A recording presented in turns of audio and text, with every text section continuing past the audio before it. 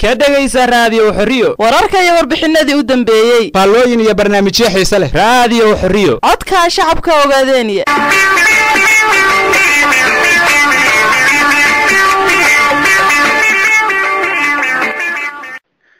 gudoomiyaha hoggaanka arrimaha dibadda ee jabhadda wadaniga xoreynta ogaadeenaya mudane cabdiraxmaan sheekh mahdi maaday ayaa khadka telefoonka ugu waramay raadiyo xuriyo isagoo ku sugan wadankaasi Finland. haddaba gudoomiyaha ayaanu ka wareysanaynaa arrimo xasaasi ah oo baryahan baa suuqa ku jiray. gudoomiye ku soo dhaw raadiyo xuriyo.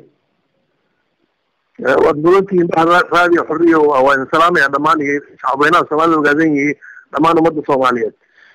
gudoomiye waxaanu doonaynaa in aanu wax ka weydiino laba arrimood oo baryahanba suuqa ama shaariicul caamka aad u saameeyay oo la hawlgala ama la falgalaba halganka aynu ku jiro ee xoreynta ogaadeenaya. midda u horeysa haddii aan ku weydiiyo heshiisyo baryahan la sheegayay in ama wada hadal baryahanba la hadal hayay in uu ka dhaxeeyo ONLF iyo dawladda Ethiopia, arrimaha maxaa ka jira?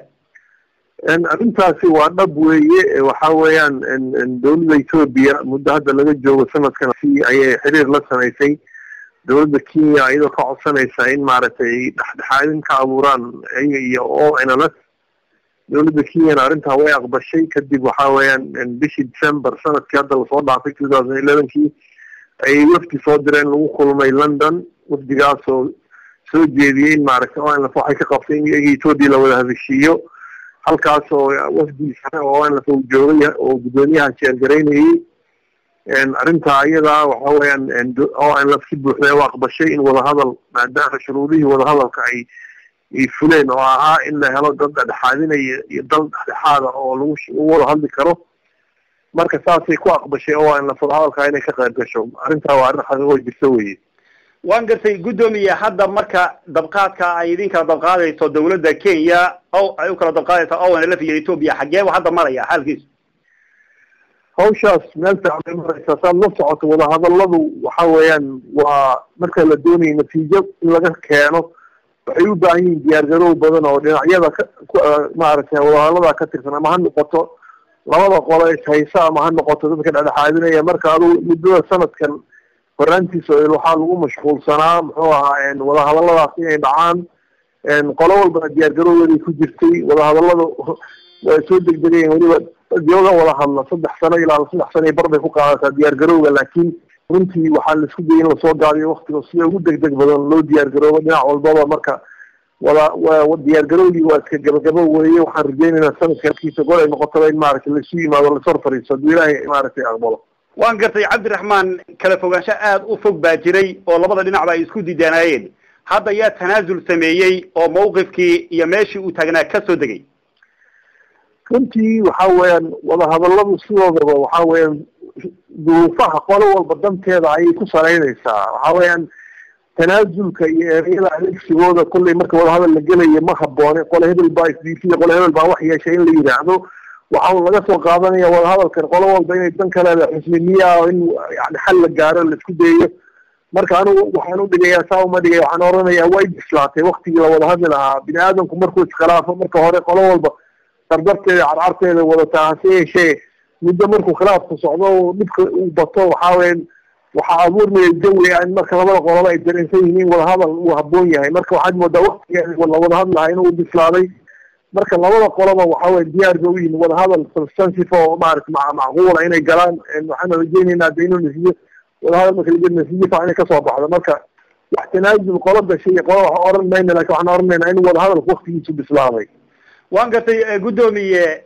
wada hadallada adduunku markii ay urur iyo dawladi wada hadlayaan shuruuc caalami iyo xeerar caalami ah jira. marka wada hadalkan hadda idinkiiyo Ethiopia idin dhaxeeya ma ku salaysan yahay kuwii caalamiga ahaa ee ugu dambeysay kii ay ku xorowday koonfurta Suudaan ama Juba baan idhaahdee? wada hadalladu waxa weeyaan wada hadalladan waa wada hadallo rasmi ah oo dawladda dhexaadinayso oo Ethiopia iyo ONLF ay ku wada hadlayaan. marka nidaamka caalamiga uu waafaqsan yahay. natiijada kasoo baxaysa de waxay ku xiran tahay labada qolo wada hadlaysa say u heshiin karaan ama u heshiin waayaan. laakiin waxa weeyaan nidaamka caalamka inuu raacsan yahay oo si caalamiga loo wada fariisanayo oo muxuu ahaa dawladeena dhexaadinayso oo moderator ay tahay oo official ay tahay way waafaqsan tahay. آخر كذا نفسي أنا بعالم كعنهم بوسيا دولها ولا هلا يموجي أيوة يقول لنا ولا هذا لكن لما قلنا ولا هلا يسكوا حرنت هدي روان إنه هشيان وي ظروف اللي هو يشيل لها ويعبر ما يساعده أفضل ويانا أيوة بكالسين كره لكن عالم كعم بوسينا يا ونسود وينيا مركب ولا هذا لمن عاد بلوسود وينيا دمان دولة عند كوها يصير رأي العالم كوالبا يعني في بوزيتيف يا الله أركان عاد بلوسود حسين هي وحن رجينا مارتين ونقول هذا اللي نرده waan gartay cabdiraxmaan dawladda Kenya hadii ay goboshay dhigtay darafka saddexaad ee caalamiga ah ee idinkala dhaxgalay ama idinkala dhaxgali doonaba idinkiyo Ethiopia oo LF iyo Ethiopia shirka ama ka soo qeyb gali doona si official ama hadda qaban qaabadan isoo fadhiisiga koobaad aha ku jira waayo كل هذا عاد ضمنتي فالله عدة فريسان عدة تليفة لكن وهذا وحاول سنكود وحاول إنه نقول هذا ما دام الدولة الكيميائية كهي الدولة ملح بنان وكومبوننت عالمي أنا نقول عرقنا مركز يعني الدولة عالمية يعني جريسو لما كان ضد بدنا كروع محاور مهمة ومحاها يعني أما ورقة ولا أما ورقة عالمي أنا ويتوفى يعني مركز إن شاء الله وحنرجيني يعني وهذا القدر هرمر سنين وصيب بالعرض دونا بإذن الله الكريم لكن المهم وحاول وهذا لازم وحيوافقني قاب كانوا أركينين ومعرفة وهذا هم كانوا أنا وأنفق الحسن معي. وانقرتي قدومية ولا هذا في أهرية أما تهرفريسي أهرية إلا هذا وحكاور قبنا إنه صديقين ما جرت وقتي والله إذن عيمي أو وقتي هبل أيو بالله ما يريد كيري. والله وحاول أنت عيدا وحي بتيلا ما شوكه وقتها وقتها حاضر كمان كيكوها بون تايم سوق البنت والنا وكل لكن وحنو إني شيء إنه سنة كانت كيف حل كم زي ما عرفت والله هذا كأولي عدانه مركز اللي إكزاكت يعني وحاول وعنده وقتي مشوا بني وقتي هذا في شيء لكن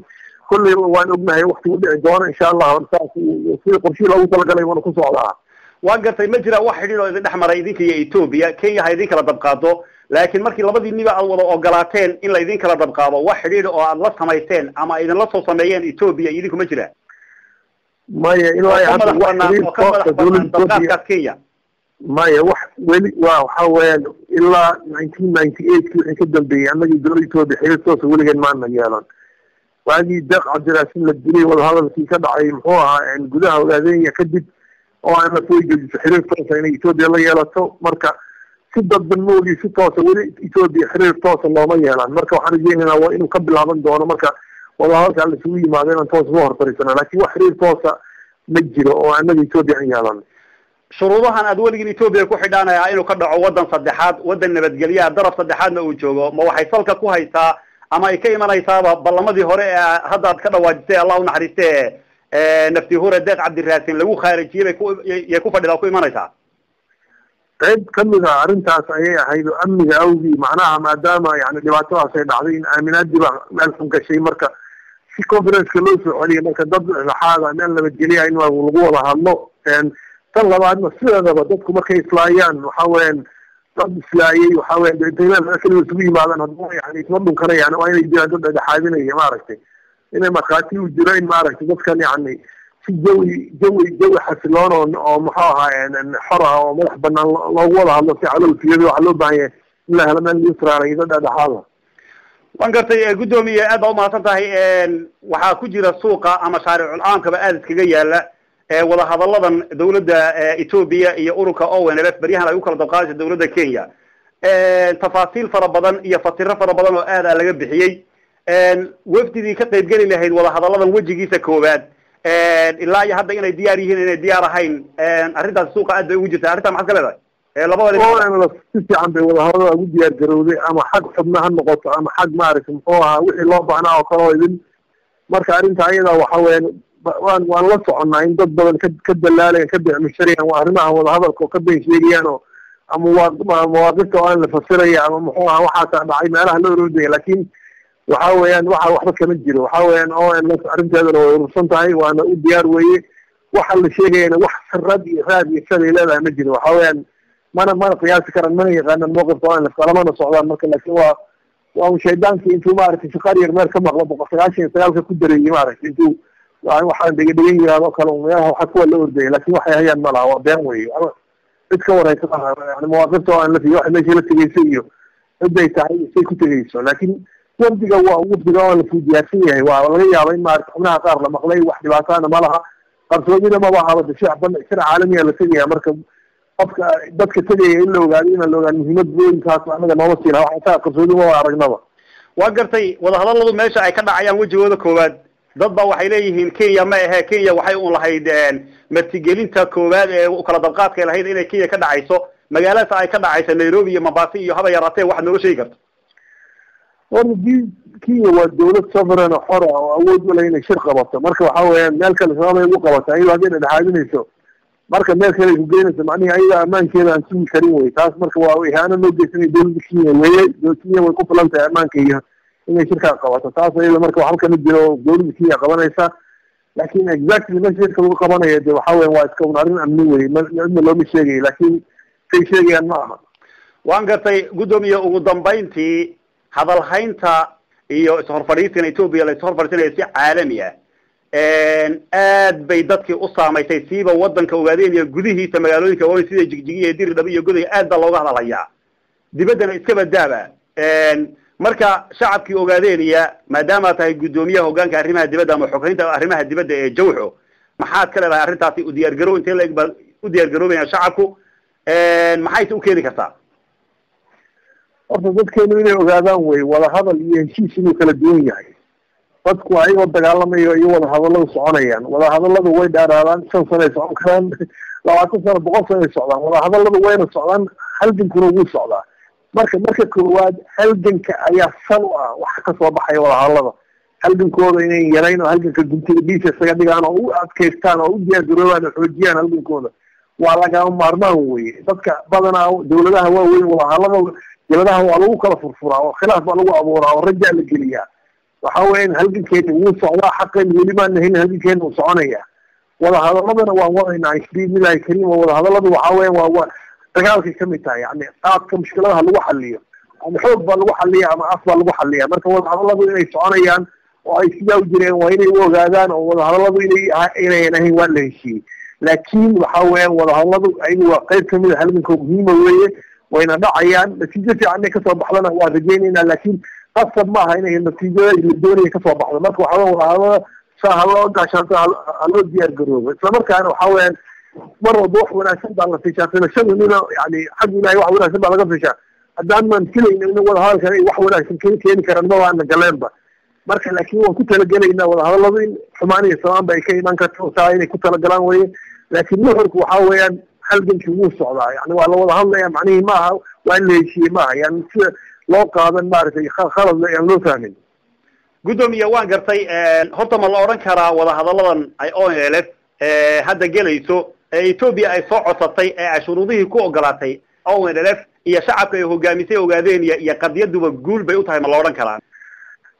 guud ahaan shacabka Soomaaliya ogaadeen in ay ogolaato dawladda Ethiopia in si caalami ah la soo horfariisto guul weyn bay u tahay taariikhda ilaa xayla salaasay arrinta ayada shacabkeena waa laga hortaagnaa marka waa guul siyaasadooda way tahay isla markaana dawladdeedana guul bay u tahay macnaha guushu ma aha oo keliya inaan helayno in la isku dayo in labad la helo la wada hadlo labada qolob way ka faa'iideysaa waayo waxa weeyaan sida nabadda dadka ay u danaynaysaa marka waxay ku xiran tahay guusha in laga mira dhaliyo muwaaqifka isku imaanay isku dayga la isku day in xal la gaaro laakiin waxa weeyaan annaga ka shacab ahaan iyo ka jabhad ahaan iyo ka ummad ahaanba guul bay noo tahay Ethiopia inay aqbasho in la wada hadlo waayo muddo badan bay waxay lahayd darad bay lahayd ONLF argagixisada maalinka ka horreeyay waxay lahayd ONLF muxuu ahaa ma jirto kuwa yani waan heshiiyey dhamaatay waxyaaba badan bay meelaha ka sheegeen marka yani inay ogolaadaan maanta inay si official dawladda dhexda hor fariistaan waxa weeyaan yani aqoonsi in jabhadu ay jirto awoodna leedahay yani taa guul bay u tahay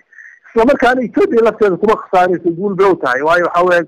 waxay u muuqanaysaa de inay xal inay diyaar u tahay inay maaragtay xal siyaasi inay gaadho lafteeda qodxyo badan baa uga baxaya marka guud ahaan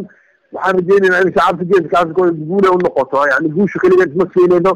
waan kulley waxaan doonaynaa si positive inay u muuqato aanan yani cidna lagu diganayn taas kulley saasaan u aragnaa anaga haddaan aan lafnahay oo labada qoloba ay guul u noqonayso waan gartay cabdiraxmaan mawqifkii ONLF lagu yaqaanay ee ahaa ka tashiga shacabka ogaadeenaya haba yaraatee wax tanaasulo aad ka samayseen inta hadda ay kala dabqaadku u socdo ama aad ka samayn doontaan ee shacabku uu idinku ogaa in ka tashiga shacabku uu yahay mawqifka ugu sarreeya ee lama taabtaanka arrintaas waxaaba yaraatee ka bedelaysaan ma jiraan horta guud ahaan saad ula socoto arrinta ay ka tashiga murankeedu 91kii u dhamaaday baba kama taagna dood Ethiopia dastuurkeeda ku qoratay oo elfna waxa weyn dawada waxa dagaalamayso way waxaan la isku hayay ma ahayn ay ka tashiga ilaa go'aadina loo galaano waxa in la fulinta ay ka tashiga baa dagaalka annaga Ethiopia dhaxay waa in ay si qaabkii loo fulin lahaa oo lagu kala duwanaa marka waxa weyn موقفك أو أنا لف